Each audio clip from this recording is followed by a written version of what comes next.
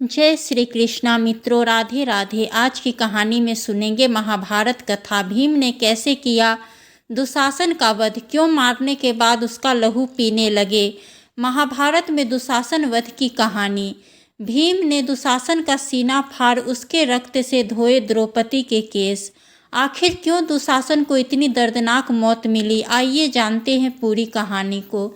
महाभारत के युद्ध में दुशासन की दर्दनाक मौत का वर्णन जिस किसी ने भी पढ़ा वह अंदर तक कांप गया। किसी पापी को उसके पाप के दंड के लिए ऐसी भी हृदय विदारक मौत मिल सकती है, कोई नहीं जानता था। महाभारत के युद्ध में दुशासन वध के अत्यंत भयानक दृश्य को देखकर ऐसा लगता था कि युद्ध भूमि में गदाधारी भीम दुशासन को अपने पापों की सजा देने के लिए अपने साथ अन्य शस्त्रों के अतिरिक्त एक और अमोघ शस्त्र लेकर आए थे। वह शस्त्र था प्रतिशोध की ज्वाला, जो गदाधारी भीम के अंदर द्रौपदी के चीरहरण के समय उत्पन्न हुई थी। यह प्रतिशोध की अग्नि भीम के हृदय में उस समय लगातार प्रज्वलित होती रही जब तक कि दुशासन का जीवन उस प्रतिशोध की आग में झुलस न गया। दुशासन कौन था, उसका जघन्य अपराध क्या था जिसके कारण उसे दर्दनाक मौत मिली। कब और किन वीर योद्धाओं के द्वारा दुशासन को मौत की सजा दी गई। दुशासन की मौत का समाचार सुनकर उसके पिता धृतराष्ट्र पर क्या प्रभाव पड़ा। दुशासन कुरुवंश का राजकुमार था। वह हस्तिनापुर के राजा धृतराष्ट्र का पुत्र था। दरअसल दुशासन की मौत की कहानी उसी दिन लिखी जा चुकी थी जब उसने अपने बड़े भाई दुर्योधन के कहने पर वह कार्य किया जिसे देखकर विधाता भी लज्जित हो गई। यह दंडनीय घटना जहां घटी वह कुरुवंश के महाराजा धृतराष्ट्र का दरबार था, जिस दरबार में पांडवों की पत्नी द्रौपदी का अपमान हुआ। यह अपमान इसलिए हुआ क्योंकि पांडव ने कौरवों के साथ जो जुआ खेली और उसमें वह हार गए। उस जुए में पांडवों ने सबसे बड़े भाई युधिष्ठिर ने अपनी सारी संपत्ति और राजपाट के अतिरिक्त अपनी पत्नी द्रौपदी को भी दांव पर लगा दिया था। दुशासन ने भरी सभा में द्रौपदी को उसके बालों से पकड़कर घसीटा, फिर उसने सबके सामने द्रौपदी को नग्न करने का प्रयास किया। उसी समय द्रौपदी ने घायल सिंहनी की तरह गरजकर शपथ ली थी कि वह तब तक अपने केस को नहीं बांधेगी जब तक उन्हें दुशासन के रक्त से नहीं भिगो लेती। दरअसल पौराणिक कथाओं के अनुसार महारानी द्रौपदी का चीरहरण वह हृदय विदारक घटना थी जिसे देखकर अपने धाम में बैठे विधाता का हृदय भी द्रवित हो गया था। कहते हैं कि उसी समय देवताओं ने द्रौपदी को यह वरदान दिया कि हे द्रौपदी, तेरी दुशासन से प्रतिशोध की यह अभिलाषा अवश्य पूर्ण होगी।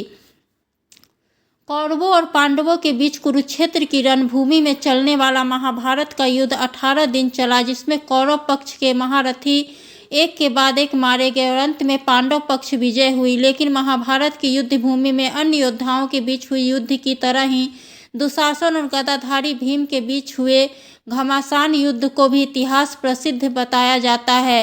कुछ विद्वानों के शोध के अनुसार गदाधारी भीम और दुशासन के मध्य तुमुल युद्ध हुआ था। यह वह युद्ध है जिसमें योद्धाओं द्वारा आक्रामक रवैया को अपनाया जाता है। जिस दिन भीम और दुशासन के मध्य युद्ध हुआ, आकाश में चारों दिशाओं रक्त की तरह लाल थी। सर्वप्रथम दुशासन और भीम के मध्य युद्ध धनुष बाण के माध्यम से आरंभ हुआ। दोनों तरफ बाणों की बौछार दिखाई देने लगी।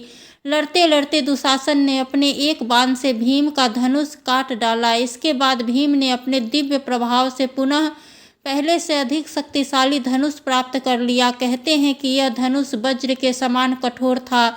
इस बार फिर दुशासन ने भीम का धनुष काटने का प्रयास किया, लेकिन वह असफल रहा। दोनों योद्धा निरंतर एक दूसरे पर अस्त्र शस्त्र की बौछार कर रहे थे।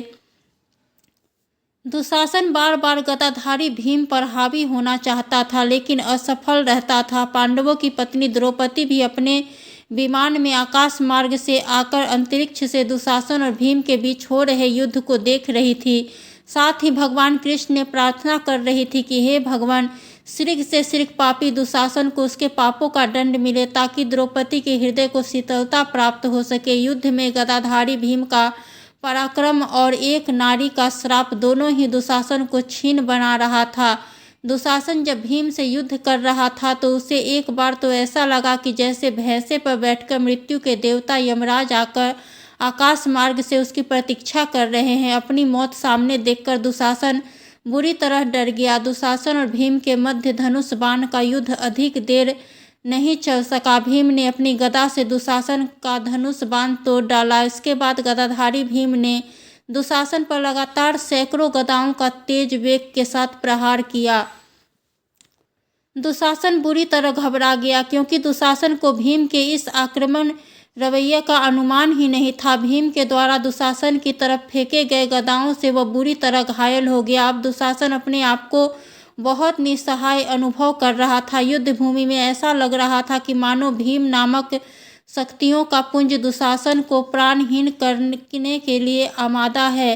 तभी भीम ने हाथ जोड़कर एक शत्रु संहारक मंत्र पढ़ा तो उसके हाथों में चमत्कारी रूप से एक अद्भुत विशाल गदा आ प्रकट हो गई।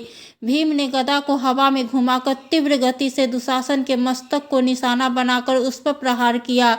भीम द्वारा फेंकी गई गदा दुशासन के मस्तक पर लगी, जिसके कारण उसके सर से रक्त की धारा फूट निकली। दुशासन मूर्छित होकर धरती पर जा गिरा, लेकिन थोड़ी देर बाद दुशासन अपनी शक्ति को वापस पाकर उठ खड़ा हुआ। भीम ने एक क्रोधित सिंह की भांति दुशासन पर झपटा और एक बार फिर तुमुल रीति से अपनी गदा से दुशासन के कंधे पर प्रहार किया। दुशासन अब अपने आप को संभाल नहीं पाया और धरती पर जा गिरा। अब गदाधारी भीम दुशासन को कोई अवसर नहीं देना चाहते थे, इसलिए वह दौड़कर विद्युत गति से दुशासन की छाती पर सवार हो गए और अपनी गदा से दुशासन का सर फोड़ डाला, जिसके कारण सर से रक्त की तेज धारा बह निकली। इसके बाद भीम ने दुशासन की एक भुजा को पकड़ा और खींचकर उखाड़ दिया, फिर उसे हवा में लहराते हुए उछाल दिया। फिर उसके बाद भीम ने दुशासन की दूसरी भुजा पकड़ी और उसे भी उखाड़ दिया। कहते हैं कि भीम ने दुशासन की छाती चीर डाली और उसमें से निकलने वाले रक्त का पान करने लगा। दुशासन का मस्तक पहले ही फूट चुका था, अब उसकी दोनों भुजाएं भी उखाड़ दे चुकी थी। दुशासन का वध हो चुका था। कुरुक्षेत्र की रणभूमि दुशासन के रक्त से भीग रही थी। युद्ध भूमि में चारों तरफ दुशासन का रक्त ही रक्त बह रहा था।